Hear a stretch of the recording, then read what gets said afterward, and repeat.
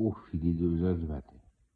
J'ai parlé à la radio de Montréal, au 98.5, à l'émission de Maxime Lachance, en remplacement de Louis-Philippe Guy.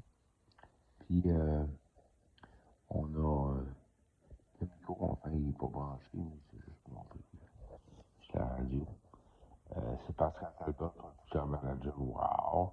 Puis là, c'était dans tout à ce moment-là, c'était sur les choix de carrière. Et là, j'ai raconté ma carrière en gros, là, ça commence au décès de mon père en 82.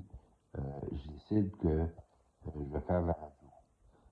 Mon père, c'est un très grand producteur, un bateau, un avion avec lequel il y a eu un accident, puis il est décédé.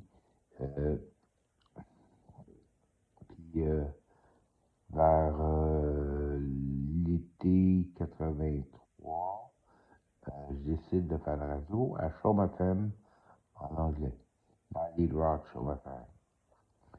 Puis je suis en remplacement de quelqu'un, puis je remplace quelqu'un pour l'été. Puis c'est ça. Ensuite, je fais un petit peu de radio, puis je poursuis mes études parce que mes parents me destinaient à la science politique.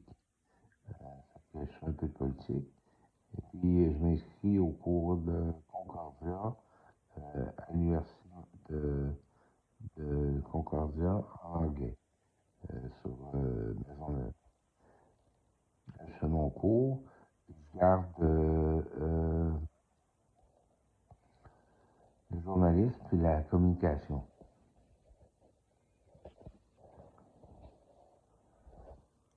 Puis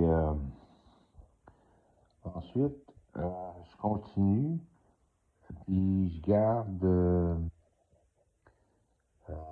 ma mère change de chum, puis elle tombe avec un gars qui est comptable.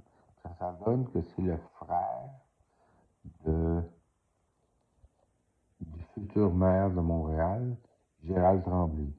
Je travaille pour eux 3-4 ans.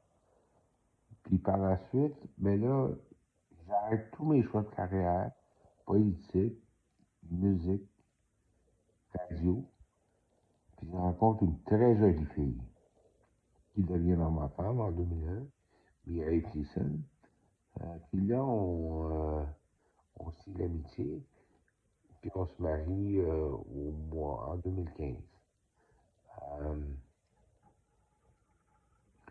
Elle devient ma femme, puis de 2001 à 2024, elle reste ma femme, puis on communique encore ensemble.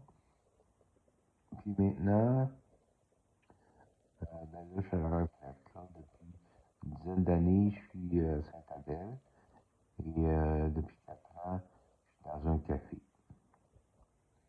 J'ai pris ma retraite à 60.